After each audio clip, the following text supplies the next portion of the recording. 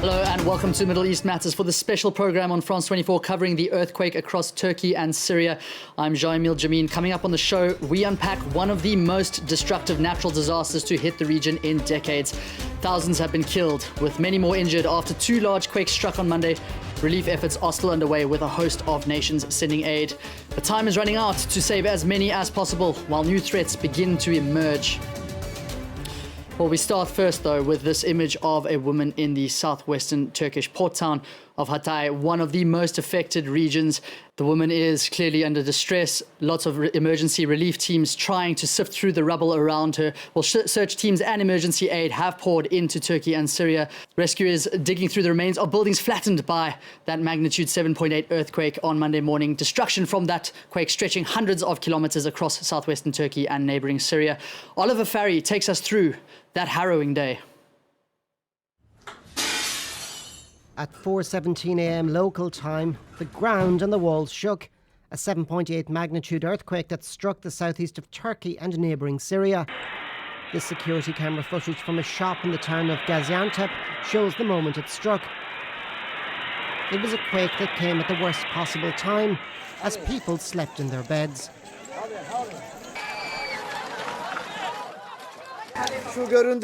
As you can see, there's a dead body here.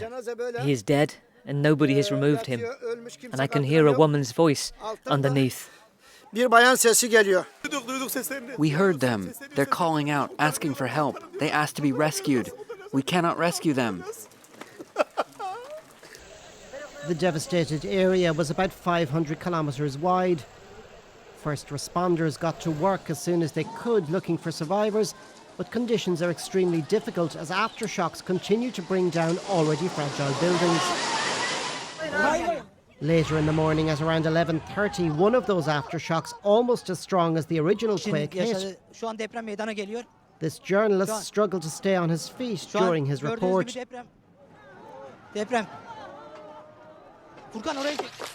People in Syria were also badly hit. In this town in Idlib province where war still continues, the majority of buildings have collapsed. The wall fell on my son. I managed to save him. Jeter mon autre fils du deuxième étage. J'ai réussi à m'extraire et à sauver mes filles. Mon fils était resté sous le mur, j'y suis retourné pour le sauver. Countries immediately stepped up. France has sent 140 civil defence rescue workers to Turkey. Nous aurons des équipes de secours qui iront vraiment chercher dans les décombres au plus près les victimes qui pourraient être encore ensevelies avec des moyens de découpe de béton et de métal. They will work alongside rescuers from other European countries. Even Ukraine and Russia, both at war, have offered aid. But it's a race against time. With each passing day, the chances of finding survivors beneath the rubble diminishes. Well, Turkey is no stranger to earthquakes. It's seen many in the past, including a devastating quake in 1999 where 17,000 people lost their lives. And that's because the country is located at the intersection of several tectonic plates. Camille Knight explains the geographical risk posed to Turkey. It's a seismic zone that's long been high on scientists' radar. Most of Turkey is located on the Anatolian tectonic plate. Problem is, this plate is sandwiched between two others. It's pushed from the south by the Arabian plate, but blocked to the north by the Eurasian one, which is the third largest in the world. The North Anatolian Fault is the meeting point between the Eurasian and Anatolian plates. It's over 1,000 kilometres long, and the plates move by about 2 centimetres per year. Cutting across the country from east to west, this fault is responsible for a series of destructive earthquakes, including the one that hit Izmit in 1999, costing the lives of at least 17,000 people. Experts say another earthquake of that scale may hit nearby Istanbul before 2030. That's because a segment of the fault located in the Sea of Marmara hasn't seen any seismic activity since the 18th century. But Monday's earthquake is linked to a different meeting of plates. It's the East Anatolian Fault, the border between the Arabian and Anatolian plates, located in the southeast of the country. It may not be as long as the Northern Fault, but that doesn't make it any less dangerous. Located close to the boundary, the province of Elazığ was impacted by 2 major earthquakes in 2010 and 2020. On each occasion, over 40 people lost their lives. Well, to discuss the implications of the earthquake on a geopolitical level, I'm now joined in the studio by former president of Doctors Without Borders, Rony Brauman. Rony, we've seen many countries come to the aid of Turkey and Syria in their own respective ways. We've seen the United States, China, Russia. But a lot of those countries have diplomatic issues ongoing. How do they come together and help as a united front? Well, this is, in a way, a tradition. When there is a major natural disaster, there is a kind of suspension of hostilities. We've seen this, for instance, in Pakistan. We've seen this in Turkey before. So I hope, for instance, that the sanctions against Syria are going to be at least eased, maybe not entirely lifted, but at least eased in order to allow relief goods and everything that is needed to operate, to rescue the people to function correctly. Let's hope also that the crossings at the border between Turkey and Syria, there were 4 of them, allowing relief goods to cross the border between Turkey and Syria in the old times. Now there's only 1 crossing. We urgently need to reopen the 3 other crossings in order to let the relief goods reach those who mostly need it. Well, to discuss all of those humanitarian issues facing rescue workers, I now have the pleasure of being joined by Ayham Taha. He works for CARE and he is a humanitarian food security and livelihoods advisor for the organization. Ayham, I believe you're in the sanctuary of your car right now, still shielding from the earthquake. What have you seen in terms of the problems facing rescue efforts? Yeah, thank you very much for having me. In regards to you and to your guest. Basically, the south of Turkey, where I live, in Gaziantep, which is neighboring several cities such as Kahramanmaraş, Antakya, Adana, Urfa, and many other towns and cities were affected. In Gaziantep, I'm parking now in open space where it's safer than being indoors, considering the safety measures and also cracked buildings that till now they are standing and they need technical evaluation. Basically, shops currently are closed, mostly closed. We cannot access food items. We cannot access bread because of lack of energy. And this is something very essential for the communities. Rescue teams are currently overwhelmed with the high number of damaged buildings. You can see the building picture that I have shared with you, which is basically 5 buildings away from my house, which makes me realize how real it was and how close it was to me and to my family. Support is needed in all shapes, literally in all shapes, starting from food items to whatever reconstruction support is needed. But we are starting immediately now to look at what could be done to save people's lives. This has all happened basically when it was dark because there was electricity cut. It was cold. It was snowing and then later heavily raining, which makes it even more difficult to rescue teams to assess, access, and start rescuing. This delayed the support a little bit and made it more complicated. For Syria, unfortunately, the capacity is very limited to rescue people, especially in the northern part in Aleppo Governorate and the northwest Idlib as well Governorate, where camps.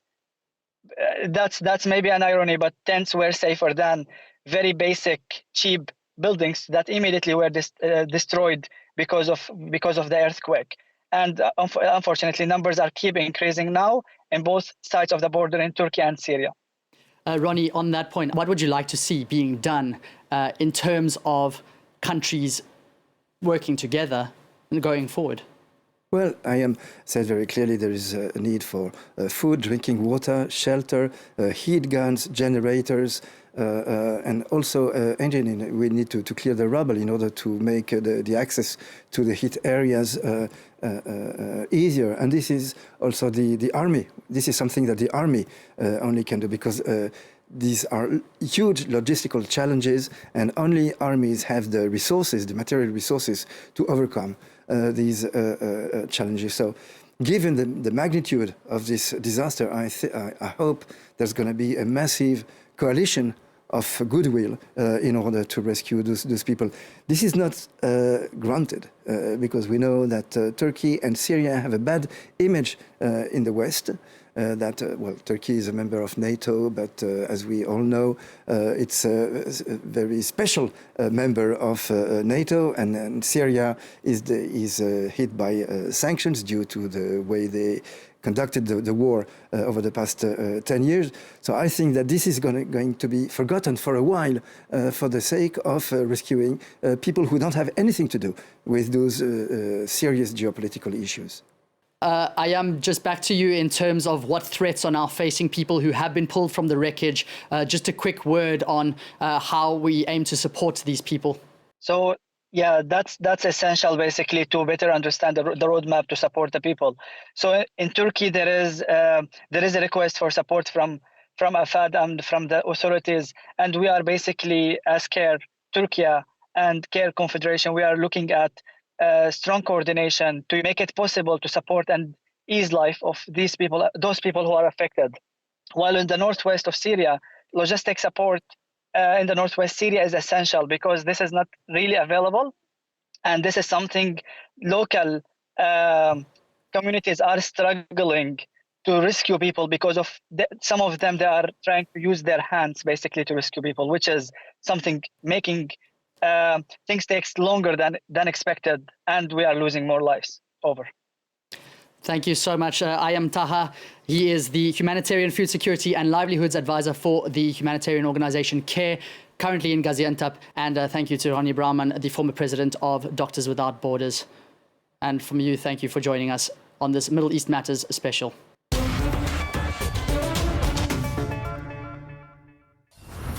Un diablo? It's as if a devil had killed everything that was here. We revisit La Palma, a year after the eruption of the Cumbre Vieja volcano, which brought... Well, it was there. It's very difficult to see your whole life's work destroyed. We feel abandoned, cheated, excluded. I'm more worried about the future than what's happened. I see the future in a very dark way. I think if everything goes well, in July, August, we'll be able to have a banana tree here. Watch La Palma, Volcano Revisited, on France 24. The number of dead in the Turkish and Syrian earthquakes has reached 15,000. It's now officially the world's deadliest earthquake in a decade. There's growing anger that professional search and rescue crews have not been seen at many of the places they're needed most. Europe correspondent Lisette Raymer has reached Adana, and on the road there she saw just how hard it is for rescuers to get in. However you try to get your head around what's happened here, the sheer scale of the calamity, no matter the angle or perspective, as the people and buildings get smaller, the tragedy only grows more overwhelming. Freeze the frames and the satellite images of what was and what now is draw a gasp. And from eye level, you fight the need to look away. As the haunting cry of a woman who can't take any more makes you feel much the same. On the street, piles of covered bodies now lie, waiting to be identified by family. They fill town halls too.